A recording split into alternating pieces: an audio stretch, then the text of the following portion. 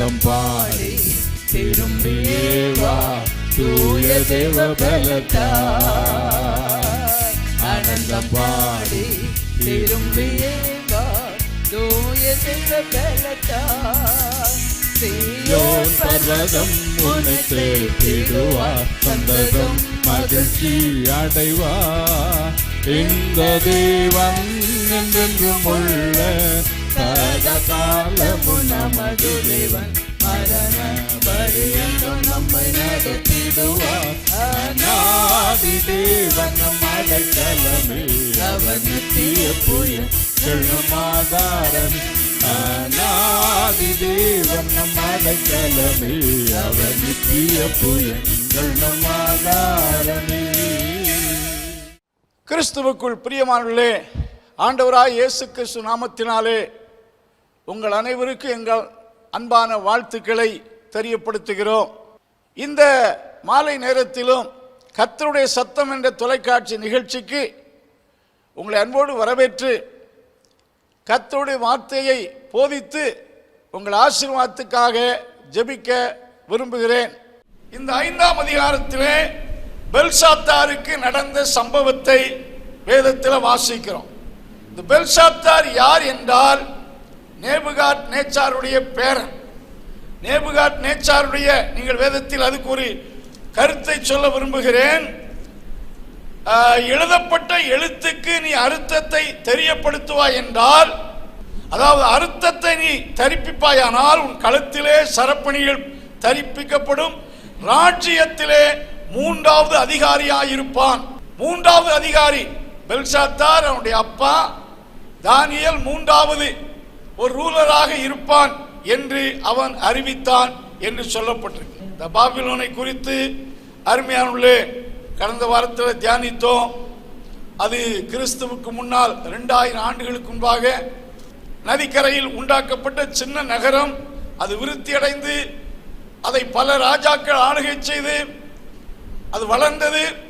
நேபுகாத் நேச்சார் காலத்தில் அது ஒரு பெரிய ராஜ்யமாக மாறினது என்று வாசித்தோம்.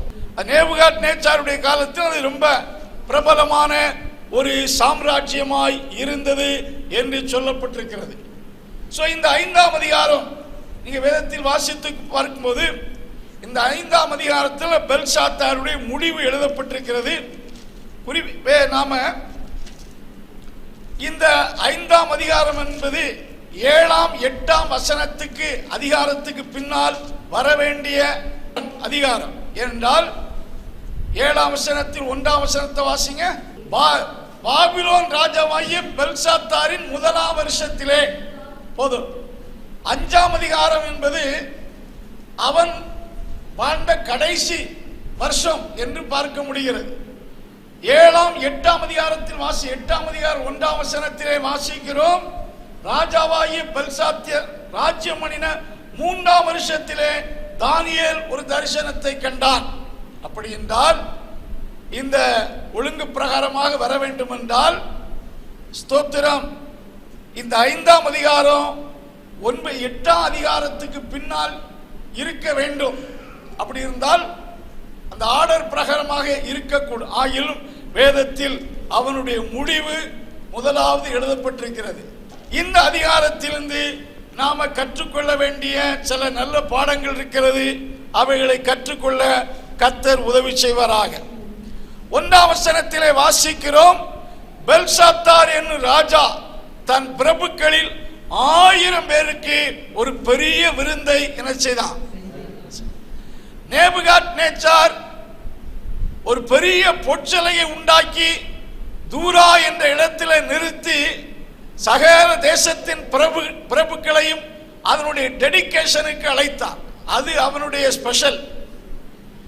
இங்கே பெல்சாத்தார் ஒரு பெரிய விருந்து செய்து அந்த விருந்துக்கு 1000 பிரபுக்களை அழைத்தார். 1000 பேருக்கு பெரிய விருந்து. வந்தவர்கள் எல்லாம் சாதாரண குடிமக்கள் அல்ல. யாரு? பிரபுக்கள், பிரின்சஸ், ஜட்ஜஸ், மற்ற நாடுகளின் பிரதிநிதிகள். இவனுடைய கட்டுப்பாட்டுக்குள் இருந்த பல ஸ்டேட்டினுடைய பிரபுக்கள் எல்லாம் அழைக்கப்பட்டார்கள். பெரிய விருந்து. அது அவனுடைய பர்த்டே பார்ட்டி என்று பின்னால் வாசிக்க முடிகிறது. Birthday function. தன்னுடைய பர்த்டே ஃபங்க்ஷன்ல 1000 பேருக்கு பெரிய விருந்தை என்ன செய்தான். அந்த விருந்திலே ரொம்ப பிரமாண்டமான ஆகாரங்கள் கொடுக்கப்பட்டது. திராட்சை ரசத்தை நன்றாக குடித்தான். குடித்த மது போதையில் தன்னுடைய கிராண்ட்ஃபாதர் ஆகிய நேபுகாத் நேச்சார் எருசலேம் தேவாலயத்திலிருந்து கொண்டு வந்ததான தேவனுடைய ஆலயத்தில் பயன்படுத்தப்பட்ட பொற்பாத்திரங்களையும் வெள்ளி பாத்திரங்களையும் கொண்டு வந்து அவைகளிலே தன்னுடைய பிரபுக்களுக்கும் தன்னுடைய வைப்பாட்டிகளுக்கும் தன்னுடைய மனைவிகளுக்கும் திராட்சரசம் பரிமாறும்படி கட்டளையிட்டான். எத்தனையோ பாத்திரங்கள் இருந்தாலும் கர்த்தருடைய பணிக்கென்று பிரதிஷ்டை செய்யப்பட்ட அந்த பலிபீடத்தில் பயன்படுத்த வேண்டிய பாத்திரத்தை இவன் ஒயின் சாப்பிடுவதற்காக, இவன் மட்டுமல்ல, வைப்பாட்டிகள், அவனுடைய மனைவிமார்கள், பிரபுக்களுக்கெல்லாம் அதிலே திராட்சரசத்தை விட்டு கொடுக்கும்படி விரும்பி அதை கொண்டு வரும்படி கட்டளையிட்டான். அதுவும் கொண்டு வரப்பட்டது. அதில் எல்லாரும் நல்ல மது போதையில் குடித்து வெறித்து எல்லோருமே அந்நிய தேவர்களை புகழ ஆரம்பித்தார்கள். அவர்கள் குடித்து வெறித்து வெள்ளியினாலும் பொன்னினாலும் பித்தளையினாலும் இரும்பினாலும் மரத்தினாலும் கற்களினாலும் உண்டாக்கப்பட்ட தெய்வங்களை புகழ ஆரம்பித்தார்கள். இது அவனுடைய துணிகரமான செயலை காட்டுகிறது. இது அவனுடைய அகந்தையான செயலை காட்டுகிறது. இந்த சூழ்நிலையை ஆண்டவர் பரத்தில் இருந்து பார்த்தார். ஆண்டவருடைய ஆலயத்தில் இருந்த அந்த பொருள்களை கொண்டு வந்து குடிக்க செய்தது என்பது அது அவனுடைய ஒரு பிரசம்சியஸ்னஸ், அதாவது ஒரு பெரிய துணிகரத்தை காட்டுகிறது.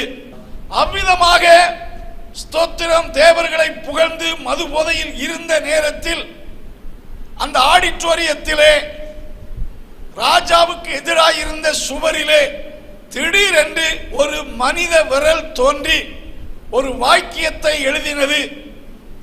மனிதர்கள் இல்லை, ஒரு மனித விரல் தோன்றி சுவரிலே எழுதுவதை அந்த ராஜாவின் கண்கள் கண்டது. அதை பார்த்தபோது அவன் மிகவும் பயந்தான் என்று சொல்லப்பட்டிருக்கிறது. அந்த ஆடிட்டோரிய சுவர்ல ஒரு எழுத்து எழுதப்பட்டதை அப்படியே எழுதுவதை அவனுடைய கண்கள் பார்த்தபோது அவனுக்கு அவனுடைய சந்தோஷம் மறைந்தது. ஒரு பயம் திகில் அவனை பிடித்தது. சில வேத பண்டிதர்கள் சொல்லுகிறார்கள், it was the last hours to the end of the 70 years captivity. அவன் பண்டிகை கொண்டாடி கொண்டிருந்த அந்த ராத்திரி தான் இஸ்ரவேல் மக்கள் 70 ஆண்டுகள் அந்த பாபிலோனில் அடிமைகளாக இருப்பார்கள் என்று சொன்னப்பட்ட தீர்க்க தரிசனத்தின் அந்த 70 ஆண்டினுடைய கடைசி நாள், last hours of the 70 years என்று வேத பண்டிதர்கள் கூறுகிறார்கள். இந்த நடுராத்திரி வேளையிலே ஒரு திடீரென்று கை தோன்றி எழுதும் போது பெரிய பராக்கிரமசாலியாகிய மன்னாதி மன்னன் பெல்சாத்தாருக்கு கால் நடுங்க ஆரம்பிச்சது. கால் நடுங்கிறது, மனதில் ஒரு பெரிய பயம் திகில் உண்டாகிறது. உடனே ராஜா சத்தமிட்டு என்ன சொல்றான்? The king cried aloud to bring the astrologers, ஸ்தோத்திரம், கல்தேயன்ஸ், சூத்சேயர், எல்லாம் அந்த மந்திரவாதிகள் எல்லாரையும் கொண்டு வாருங்கள் என்று சத்தமிடுகிறான். அல்லேலூயா. ராஜா வார்த்தைக்கு இணங்க எல்லாருமே அங்கே வரவழைக்கப்பட்டார்கள். மந்திரவாதிகள், சூனியக்காரர்கள், ஞானிகள் எல்லாரும் அழைக்கப்பட்டார்கள். Price God. அழைக்கப்பட்ட அவர்களை பார்த்து ராஜா சொல்றான், சுவரிலே எழுதப்பட்ட எழுத்தை நீங்கள் வாசித்து அர்த்தத்தை சொல்வீர்கள் என்றால் நான் உங்களுக்கு பெரிய வெகுமதியை கொடுப்பேன். இரத்தாம்பர வஸ்திரம் உங்களுக்கு தரிப்பிக்கப்படும். உங்கள் கழுத்திலே பொற்சர பணி போடப்படும். நீங்கள் தேசத்தில் 3வது ஆளுநராய் இருப்பீர்கள் என்ற ஆஃபர், அந்த ரிவார்டை பிராமிஸ் பண்ணுகிறார். ஆடிட்டோரியத்தில் அழைக்கப்பட்ட இந்த மந்திரவாதிகள் ஞானிகளின் எண்ணிக்கை எத்தனை பேர் என்று தெரியாது. எல்லாரும் எழுத்த பார்க்கிறாங்க, ஒருவருக்குமே அந்த எழுத்த வாசிக்கும் தெரியல. அந்த எழுத்தின் அர்த்தத்தை அவர்களால் என்ன செய்ய முடியல, சொல்ல முடியவில்லை. ராஜாவுக்கு அதன் அர்த்தத்தை அவர்களால் சொல்ல முடியவில்லை. எதை காட்டுகிறது என்றால், உலகத்திலே பாபிலோனிலே பல மொழிகள் பேசப்பட்டது. ஏனென்றால் பாபிலோனிய மன்னன் பல தேசத்திலிருந்து அடிமைகளை பாபிலோன் கொண்டு வந்தபடினாலே பாபிலோனிய லாங்குவேஜ், ஹீப்ரு லாங்குவேஜ், இப்படி பல பாஷை பேசக்கூடிய மக்கள் இருந்தார்கள். ஒருவராலும் அந்த எழுதப்பட்ட எழுத்தை அவர்களால் புரிந்து கொள்ள முடியவில்லை என்றால் இது எதை காட்டுகிறது? This prove that the writing was not in the ordinary language of the world. உலகத்தில் பேசப்படக்கூடிய பொதுவான எந்த மொழியிலும் எழுதப்படவில்லை. சிலர் சொல்றாங்க it would be written in the heavenly language of the angels. அது ஒரு பரலோக பாஷையில் அது எழுதப்பட்டிருக்க வேண்டும். உலகத்தில் பேசப்பட்ட வார்த்தையில் எழுதப்பட்டிருந்தால் அங்கே யாராவது ஒருவர் அர்த்தம் சொல்ல இருந்திருப்பார்கள். ஞானிகள் என்றால் பல பாஷைகளை கற்றவர்கள், ஒருவராலும் வாசிக்க முடியவில்லை, அதுக்கு அர்த்தம் சொல்ல முடியவில்லை. உடனே ஸ்தோத்திரம், ராஜாவிற்கு பயம் இன்கிரீஸ் ஆகிறது. The king greatly troubled. 9ஆம் வசனத்தை வாசித்து பார்க்கையில் அவனுடைய முகம் வேறுபட்டது. அர்த்தம் சொல்ல முடியாதை கண்டபோது பிரபுக்களும் திகைத்தார்கள். ஒரு பெரிய பயம் உண்டாயிற்று. The merry making, அதாவது மகிழ்ச்சியை உண்டாக்கக்கூடிய ஃபங்க்ஷன், அந்த எழுத்து நிமித்தம் ஒரு மரண வீட்டை போல, துக்க வீட்டை போல என்ன செய்து மாறிற்று. அப்பந்தான் இதெல்லாம் பார்த்து அறிந்த குயின் திடீரென்று அந்த ஆடிட்டோரியத்துக்குள் வந்து, ராஜாவே நீங்க கலங்க வேண்டாம், உங்க தாத்தா காலத்தில் தானியேல் என்ற ஒருவர் பெரிய அவருக்குள்ள தேவ ஆவி இருந்தது. உங்க தாத்தா நேபுகாத்நேச்சர் கண்ட சொப்பனத்துக்கு சரியான அர்த்தத்தை அவர் கொடுத்தார். ஆகையினாலே அவரை ஞானிகளுக்கெல்லாம் தலைவர் ஆக்கியிருக்கிறார். அவருக்குள்ளே ஒரு விசேஷித்த ஆவி இருக்கிறது. அவரை அழைப்பீர் என்றால் அவர் உமக்கு அர்த்தத்தை என்ன செய்வார், சொல்லுவார் என்று சொல்லுகிறார். உடனடியாக தானியேலை அழைக்கிறார்கள். தானியேல் அந்த நடுராத்திரி உள்ளே வருகிறான். தானியேலை பார்த்து ராஜா கேட்கிறான், நீ யூதேயாவிலிருந்து கொண்டு வரப்பட்ட சிறை கைதிதானா, என்னுடைய தாத்தாவால் கொண்டு வரப்பட்ட எபிரேய அடிமையா என்று கேட்கிறான். அல்லேலூயா. இதுவே அவனுடைய பெருமையான அகந்தையான பேச்சைத்தான் காட்டுகிறது. நீ இந்த சொப்பனத்துக்கெல்லாம் அர்த்தம் சொல்ல முடியும் என்று கேள்விப்பட்டேன், இப்பொழுது இந்த எழுத்துக்குள்ள அர்த்தத்தை எனக்கு சொல்ல வேண்டும் என்று கேட்கிறான். அதே அந்த ரிவார்டை மற்ற ஞானிகளுக்கு இன்னமாய் செய்வன் சொல்லக்கூடிய அந்த 3 ரிவார்டையும் உனக்கு தருவதாக 3 ஆஃபர் கொடுக்கிறான், தெரியப்படுத்துறான். அப்ப தானியேல் சொல்றான், உம்முடைய ஆஃபர் உம்மோடு கூட இருக்கட்டும், அதை வேற யாருக்கு என்ன செய்யும், கொடு என்று சொல்லி அவன் நான் உமக்கு ஸ்தோத்திரின் விளக்கத்தை கொடுப்பேன் என்று சொல்லுகிறான். இந்த எழுத்தின் அர்த்தத்தை உமக்கு நான் என்ன செய்வேன் சொல்ல. ஆனா தானியேலுடைய ஒரு நல்ல நேச்சர் என்று சொன்னால், சொப்பனத்தை சொல்லும் அர்த்தத்தை சொல்லும்படி அழைக்கப்பட்டிருந்தாலும் அங்கே அவனுடைய தவறுகளை முதலாவது சுட்டி காண்பித்த பின்புதான் அந்த வார்த்தைக்கான அர்த்தத்தை கொடுப்பதை பார்க்கிறோம். பழைய கதை சொல்றான், உங்க தாத்தா இப்படி இருந்தபோது அவரை உயர்த்தினார், கடவுள் அவருக்கு இப்படிப்பட்ட மேன்மை கொடுத்தார் என்று சொல்லிவிட்டு இதையெல்லாம் நீர் அறிந்திருந்த போதிலும் உன்னுடைய தகப்பன் ஒரு பெரிய டிக்ளரேஷனை கொடுத்தார், தானியேலுடைய தேவனே தேவன் என்று சொல்லி ரொம்ப ஒரு ஓப்பன் டிக்ளரேஷன் கொடுத்தார்.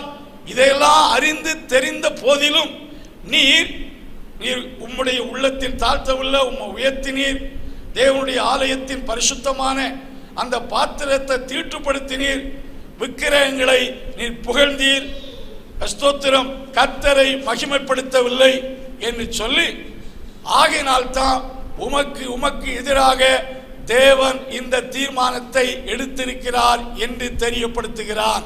நேபுகாத்நேச்சாருக்கு மனம் திரும்புவதற்கு 1 வருஷம் கிரேஸ் பீரியட் கொடுக்கப்பட்டது. ஆனா இது ஆண்டவர் எடுத்த ஒரு இன்ஸ்டன்ட் ஆக்ஷன். ஆகையினால any grace period was not given to பெல்ஷாத்தார். பெல்ஷாத்தார் மனதில் நினைத்தான்,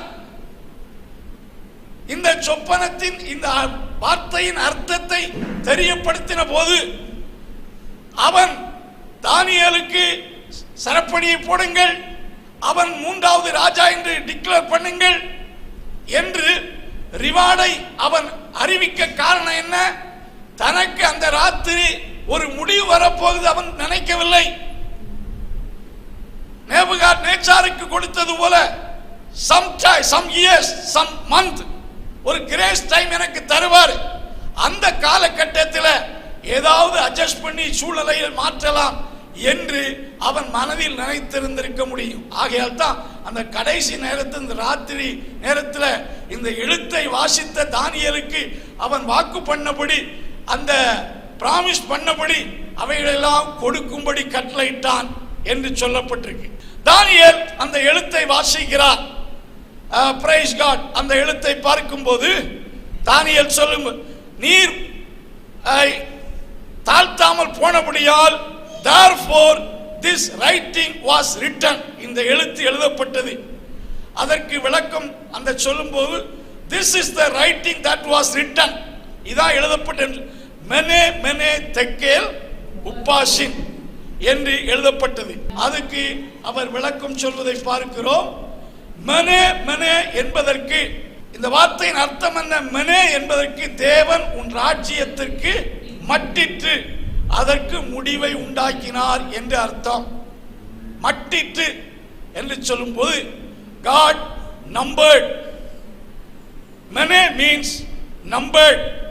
உன்னுடைய உன்னுடைய நாட்கள் எண்ணப்பட்டு, உன்னுடைய ராஜ்யத்தின் காலம் எண்ணப்பட்டு அதற்கு ஒரு முடிவு உண்டாக்கப்பட்டது என்று அர்த்தமா? இது 2 முறை சொன்னதனுடைய அர்த்தம் அப்பொழுதே அது நடக்க போவது என்பதை ஆண்டவர் உறுதிப்படுத்தும்படித்தான் மெனே மெனே என்று அங்கே 2 முறை அந்த வார்த்தை சொல்லப்பட்டிருக்கிறது.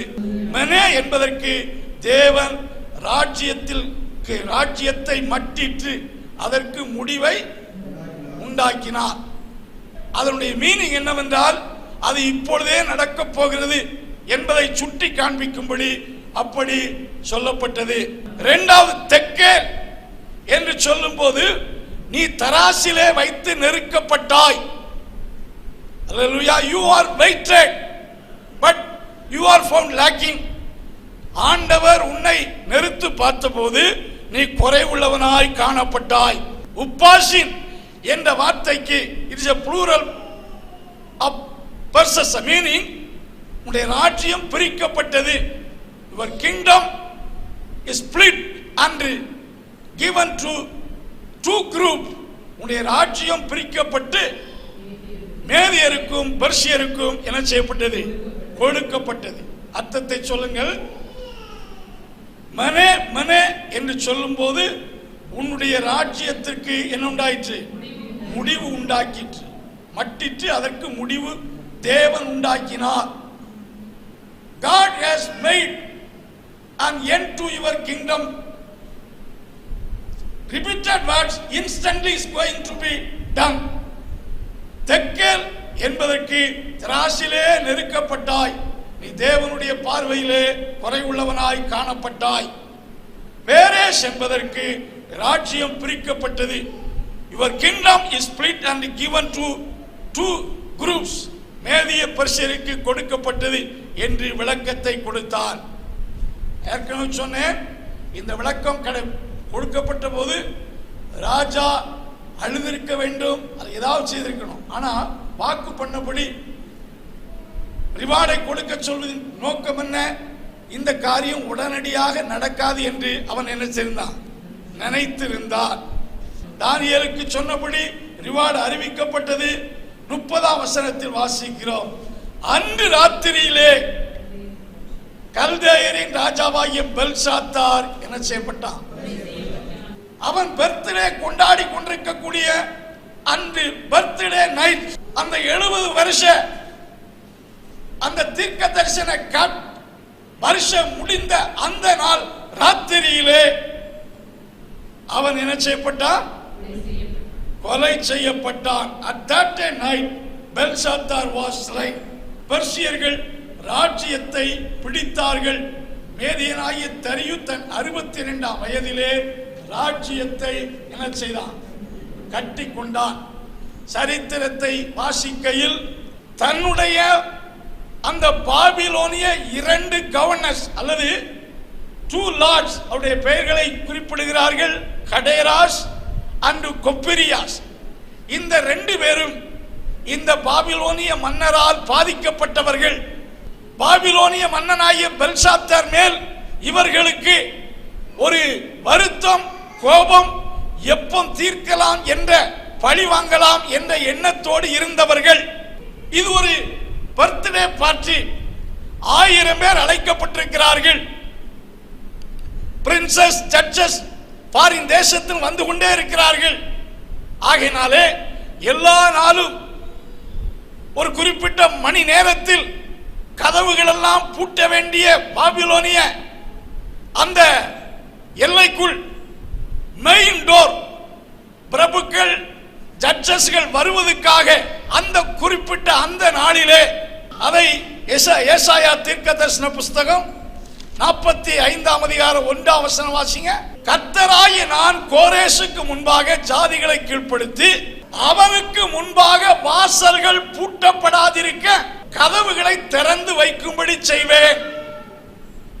அந்த பாபிலோனிய கேட் என்பது அது குறித்து சொல்றாங்க, the double gate of the door, அதாவது 2 பக்கம் விசாலமாய் விரிக்க பாபிலோனிய அந்த ரவுண்ட் 100 டோர்கள் இருந்தது. இந்த 2 இலை, அதாவது 2 டபுள் கேட் என்று சொல்லும்போது அது மெயின் கேட். அது நேரடியாக அந்த வழியாக வரக்கூடியவர்கள் தடை இல்லாமல் ஃபங்க்ஷன் நடக்கிற இடத்துக்கு என்ன செய்ய முடியும், போக முடியும். மற்றபடி மற்ற நாட்களிலே 6 மணி அல்லது 7 மணி அல்லது 8 மணிக்குள் எல்லா கதவுகளும் பூட்டப்படும். மெயின் டோர் என்று சொல்லும்போது பிராஸ் டோர், அதற்கு பின்னால் இரும்பு ராடுகள் போட்டு பூட்டி விடுவார்கள். சில சிறிய கேட்டுகள் மட்டும் சில பிந்தி வருபவர்களுக்காக திறந்து வைக்கப்பட்டிருக்கும். இந்த மெயின் டோர் குறிப்பிட்ட நேரத்தில் பூட்டப்படும். ஆனால் அன்றைக்கு அது பர்த்டே பார்ட்டியா இருந்தபடியால் பிரபுக்கள் ரதங்களில் வருவார்கள். ரதங்களிலும் நாட்களில் உள்ள பல்லக்குகளிலும் வருவார்கள். அவர்கள் வருகைக்காக அந்த மெயின் டோர் ஓப்பனாக இருந்தது. அதை அறிந்த மெர்சிய படைகள் கோரேஷினுடைய தலைமையின் கீழ் எந்த எதிர்ப்பு இல்லாமல், என பர்த்டே பார்ட்டி எல்லாரும் ஏகமயமாய் குடித்து உல்லாசமாய் இருக்கக்கூடிய நாள், எல்லாம் மது போதையில் மயங்கி இருக்கிறார்கள். யாரு எதிரி யாரு எதிரி அல்ல என்று எண்ணத்தக்க சூழ்நிலையில் இந்த கோரேஷினுடைய சேனை தடையில்லாமல் சென்று யாரையும் கொலை செய்யாமல் ராஜாவை மட்டும் என்ன செய்தாங்க, கொலை செய்தார்கள். ஆண்டவர் சொல்றாரு இந்த வசனத்திலே, நான் இரும்பு தாழ்பால்களை உடைத்து அந்த ரங்கத்தில் இருந்த பொக்கிஷத்தை உனக்கு என்ன செய்வேன், கொடுப்பேன் என்று சொல்வதை பார்க்கிறோம். அன்றைக்கு கோரேஷ் சென்று பாபிலோனில் இருந்த யூதர்களையோ பாபிலோனியர்களையோ அவன் கொலை செய்யவில்லை. அந்த ராத்திரி ராஜாவை கொலை செய்கிறான், ராஜ்யத்தை சுதந்தரிக்கிறான். ராஜ்யத்தில் உள்ள விலை உயர்ந்த பொருள்கள், பொன் வெள்ளி ஆகிய அத்தனை எடுத்துவிட்டு ஸ்தோத்திரம் அதை தன்னுடைய கட்டுப்பாட்டுக்குள் கொண்டு வந்து விடுகிறான். ஒரே நாளுக்குள்ள பாபிலோனா இந்த ராஜ்யம் மேதிய பெர்சிய ராஜ்யமாய் டிக்ளேர் பண்ணப்படுகிறது. வேத பண்டிதர்கள் சொல்லுகிறார்கள் 36,000 கோடியே 34,30,30,000 மதிப்புள்ள வெள்ளி பொன் இப்படிப்பட்ட பொருள்களை எல்லாம், ஏனென்றால் பாபிலோன் என்றாலே தங்க சுரங்கம் தான். பல நாடுகளில் போய் கொள்ளையடித்து எருசலேம் தேவாலயத்தில் இருந்த பொன்னு வெள்ளி, எகிப்தில் இருந்த பொன்னு வெள்ளி பல நாடுகளிலிருந்து நேபுகாத்நேச்சார், பெல்ஷாத்தார் போன்றவர்கள் யுத்தம் செய்து பல நாடுகளிலிருந்து கொள்ளையடித்து பொக்கிஷ வைப்பாக வைத்திருந்தார்கள்.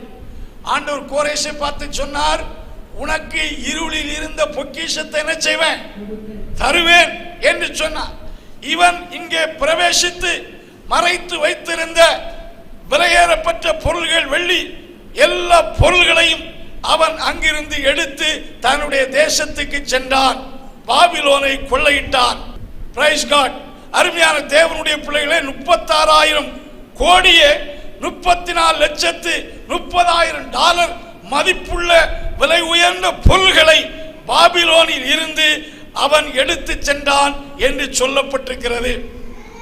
ஆண்டவர் இந்த நேபுகாத்நேச்சாரை அகம்பாகவத்தோடு தேவனுக்கு விரோதமாய் நடந்த போது அவன் பர்த்டே அன்றைக்கே அவனை ஆண்டவர் காலி பண்ணினார் என்று சொல்ல முடியும். ஏற்கனவே சொன்ன 70வது வருஷத்தினுடைய முடிவினால் இன்றைக்கு ஆண்டவர் இது போல செய்வாரா? நாம் கிருபையின் காலத்தில் இருந்தாலும் செய்வார். ஆனா இந்த யூதர்கள் ரொம்ப நெருக்கத்தில் இருந்து ஆண்டவரே எங்களை விடுதலையாக்கும் என்று சொல்லி தானியேலின் புத்தகம் 9ஆம் அதிகாரத்தில் தானியேல் மற்றும் பலர் தேவனை நோக்கி வாக்குத்தத்தங்களை வைத்துக் கொண்டு ஜெபிக்க ஆரம்பித்தார்கள். ஜெபித்த போது ஆண்டவர் செயல்பட்டார். பெல்ஷாத்தாருக்கு grace period was not given. It was an instant action of God. ஆண்டவர் இது போல செய்ய முடியும். ஹிட்லர் என்ற ஜெர்மானிய ஒரு மனுஷன் இருந்தான், எல்லாருக்கும் தெரியும். 6 லட்சம் யூதர்களை அவன் படுகொலை செய்தான் என்று சரித்திரம் கூறுகிறது. யூதர்கள் மேல் சந்தேகம். தன்னுடைய நாட்டை அழிப்பதற்கான விஷ கிருமிகள் யூதர்கள் தங்களுடைய எதிராளிகளுக்கு ரகசிய தகவல்களை கொடுக்கிறார்கள் என்ற சந்தேகத்தின் அடிப்படையில் 60 லட்சம் யூதர்களை அழித்தான். பலரை ஜெயிலுக்குள்ள போட்டான். அது ஏதோ பழைய ஏற்பாட்டு காலத்தில் நடந்த சம்பவம் அல்ல, இந்த கிருபையின் காலத்தில் நடந்த சம்பவம் தான்.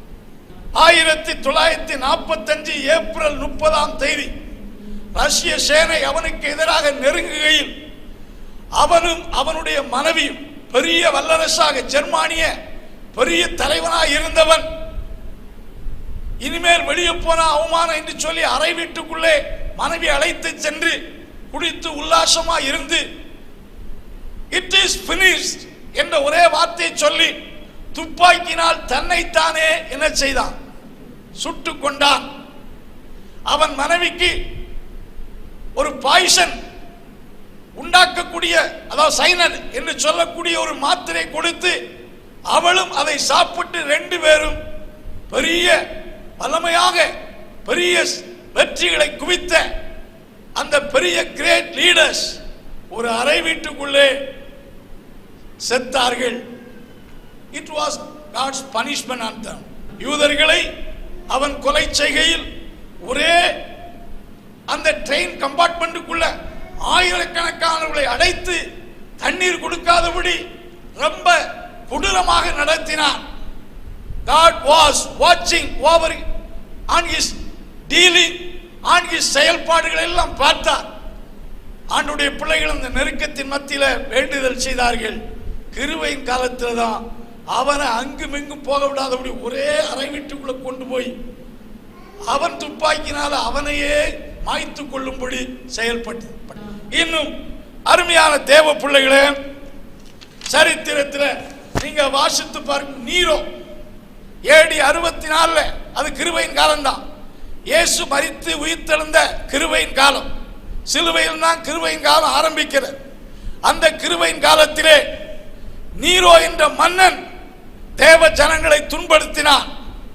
அதான் ஃபர்ஸ்ட் அபிஷியலி தேவ ஜனங்கள் உபத்திரவப்பட்ட காலம்.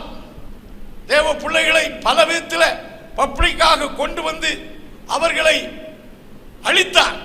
ரோமாபுரியில் உள்ள எல்லா கிறிஸ்தவனை அரெஸ்ட் பண்ணி பப்ளிக்காக அவர்களை சிரச்சேதம் செய்தார், படுகொலை செய்தார். அல்லேலூயா. AD 64 ரோமாபுரியில ஒரு பகுதியை தீக்கொளுத்தி விட்டு கிறிஸ்தவர்கள் தான் அதை செய்தார்கள் என்று சொல்லி கிறிஸ்தவர்களை ரோமர்கள் அத்தனை பேர் வெறுக்கும்படியான ஈனத்தனமான செயல்களை செய்தார். God was watching the scene. சில காலங்கள் கொடுத்தார். பெல்சாத்தாருக்கு கிரேஸ் பீரியட் கொடுக்கப்படவில்லை. அவன் என்ன செய்தானோ அந்த ரோமானியர்களே அவனுக்கு எதிராக எழும்பும்படி செய்தார். AD 68 ஜூன் 9 ஸ்தோத்திரம், அவனுடைய ஆளுகை முடிவுக்கு வந்தது. அவன் மரணத்துக்கு பாத்திரன், அவன் உயிர் வாழ்வதற்கு தகுதியில்லை என்று சொல்லி அந்த ரோமானிய செனட்டே அவனுக்கு எதிராக தீர்ப்பளித்தது. அவனை கொல்ல வேண்டும் என்று ஆர்டர் கொடுத்தது. ஆகினாலே அவர்கள் தங்களை கொல்வதற்கு முன்பாக அவனே தன்னை கத்தியினால் குத்தி சூசைட் பண்ணி மரித்தார். இதெல்லாம் ஆண்டவர் கொடுத்த நியாய தீர்ப்புகள். இது ஏதோ பழைய ஏற்பாட்டு காலத்தில் மோசேயின் காலத்தில் நியாயப்பிரமாணத்தின் காலத்தில் நடந்த சம்பவம் அல்ல, கிருபையின் காலத்தில் நடந்த சம்பவம் தான்.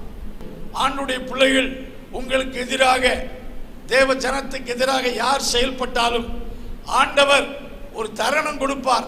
தேவ பிள்ளைகள் ஜெபித்தால், அது அதிகாரத்தில் இருக்கிறவர்களா இருந்தாலும் சரி, ஆணவத்தின் உச்சத்தில் இருக்கிறவர்களா இருந்தாலும் சரி, ஆண்டவர் தொட்டால், ஆண்டவர் எதிராக எழும்பினால் ஸ்தோத்திர யாரு நிற்க முடியாது. அவர் பட்சிக்கிற அக்னியாவும் இருக்கிறார். ஆண்டுடைய பிள்ளைகள் நமக்கு எதிராக அநீதி விளைவிக்கப்படுவதை சகித்து இதை சகிக்கத்தான் நியமிக்கப்பட்டிருக்கிறோம் என்று அப்படியே தாழ்ந்து குனிந்து போகாதபடி கர்த்தாவே கிரியை செய்யும் என்று அவர்களைப் போல எழும்பி செயல்பட்டால் நிச்சயம் நம்முடைய ஆண்டவர் நீதி செய்வார். நம் கண்கள் காண அதை செய்வார். இந்த பெல்சாத்தாருடைய அகம்பாவத்தை ஆண்டவர் அடக்கினார். ஆண்டவர் பெரியவர் என்பதை விளங்கும்படி செய்தார். அடுத்த கோரேஸ் புரிந்து கொண்டு இஸ்ரவேல் ஜனங்களை பாபிலோனை விட்டு நீங்கள் எருசலேமுக்கு திரும்பி போங்கள் என்று சொல்வது மட்டுமல்ல, பாபிலோனில் இருந்து கொள்ளையடிக்கப்பட்ட பொன்னையும் வெள்ளியையும் ஆலயத்தை கட்டும்படி ரிலீஸ் பண்ணி நீங்க ஆலயம் கட்ட போங்கள் என்று சொல்லி அவன் தேவ ஜனத்துக்கு ஆதரவாய் இந்த கோரேசை கர்த்தர் எழுப்பினார். நம்முடைய தேவன் அற்புதம்.